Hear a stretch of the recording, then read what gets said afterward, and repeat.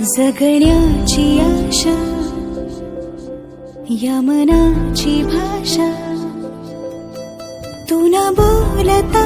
ना ऐकता समजून घेना स्वप्नांचे रंग मी तुझ्यात दंग पुरी बाकी काय तुझी साथ संग असताना आकाशी चंद्र चांदण्या तोडून मी कहाणल्या मनाचा पाळणा करू